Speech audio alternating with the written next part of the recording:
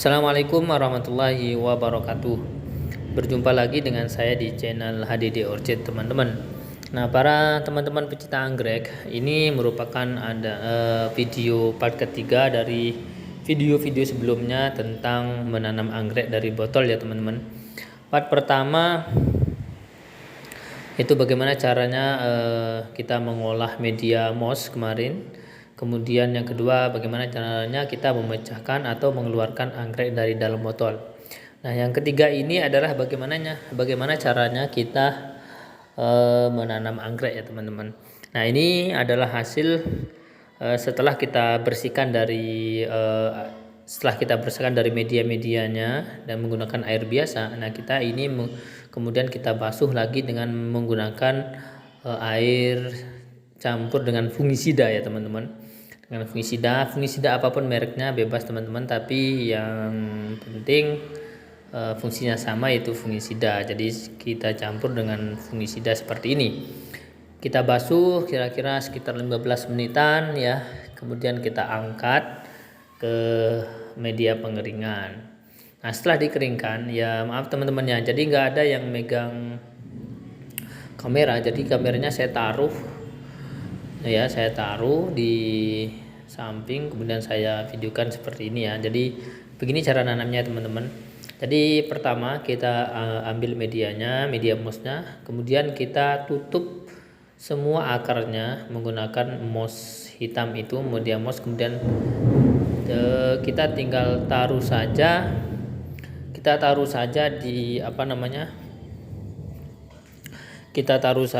di potnya ya, teman-teman. Kebetulan potnya di sini saya menggunakan soft pot bening seperti ini.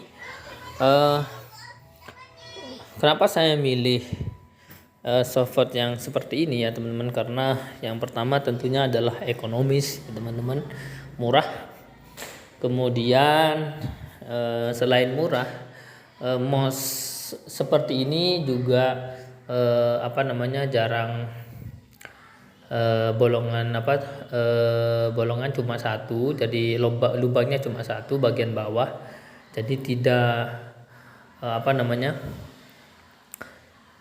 tidak banyak seperti pot hitam kecil itu ya, teman-teman. Nah, terus langkah-langkah apa saja yang perlu diperhatikan setelah kita menanam ini, teman-teman?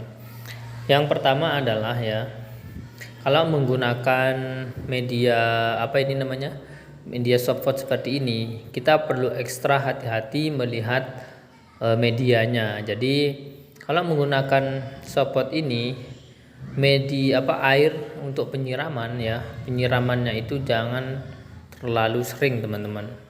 Jangan terlalu sering, cukup sekali sehari. Bahkan bisa melihat kondisi plannya ya, medianya. Kalau terlalu basah tak usah disiram. Jadi jaraknya ya sekitar satu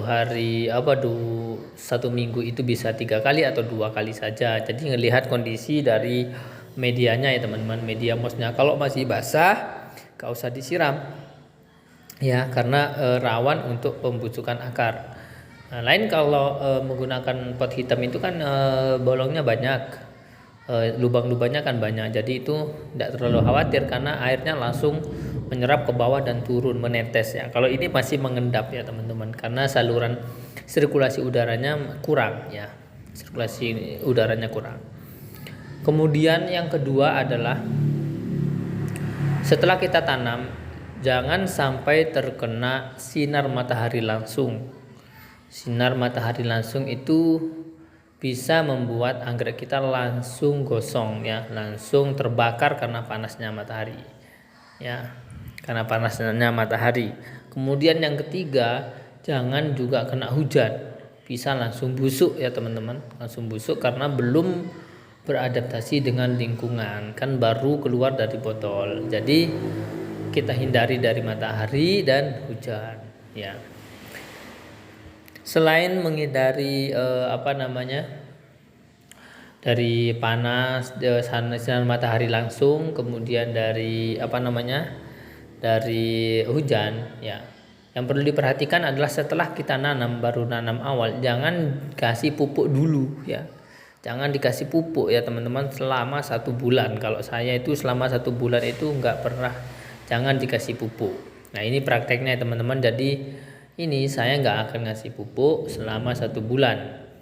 Tapi kalau fungisida nggak apa-apa, fungisida mungkin setelah penanaman 2 minggu boleh nanti dikasih fungisida. Terus sehari-harinya bagaimana? Sehari-harinya cuma ya disiram saja, disiram biasa menggunakan air biasa ya. Disiram biasa menggunakan air biasa, nggak ada campuran obat ataupun pupuk-pupuk lainnya. Jadi selama 1 minggu kita lihat dulu perkembangan dari pertumbuhan dari akarnya teman-teman. Kalau langsung dikasih pupuk itu bisa mati ya. Nah itu ya mungkin yang syarat-syaratnya ya untuk awal. Jadi jangan sistem nyiramnya perlu diperhatikan. Kemudian nah kalau untuk sistem nyiramnya khusus nanti saya akan buat konten sendiri ya. Kemudian jangan sampai kena sinar matahari langsung, kemudian jangan kena hujan langsung, dan jangan dikasih pupuk selama 1 bulan. Jadi cukup disiram menggunakan air biasa saja. Nah saya di sini akan kenapa saya praktek di rumah ya? Kenapa saya praktek di rumah tidak di kebun? Kalau di kebun itu sudah pasti ya teman-teman, sudah pasti tempatnya sudah bagus. Dalam artian sudah ada paranet, kemudian ada plastik UV untuk pelindungnya. Dan saya ini praktekkan bagi teman-teman yang pingin banget merawat anggrek di rumah. Jadi saya prakteknya di rumah dan naruh di teras depan rumah. Jadi naruh cukup penaungnya adalah naungannya itu adalah cukup ya amperan rumah itu ya, teras rumah itu aja, tapi tidak terkena sinar matahari langsung. Untuk udaranya bagaimana? Udaranya tetap keras ya, maksudnya ada lumayan keras udaranya, cuman tidak kena langsung sinar matahari maupun tidak kena langsung hujan. Jadi langsung saya taruh di depan di depan teras ya, di depan rumah, teras depan maksudnya teras depan rumah. Jadi saya taruh di sana. Ini untuk teman-teman yang mau belajar anggrek yang belum punya greenhouse. Jadi saya akan praktekkan. Ini saya baru praktek untuk yang di depan rumah ya, apa berhasil atau tidak. Cuman khawatirnya saya nih, ini nanti kan arah mataharinya kan satu arah dari pinggir ya teman-teman.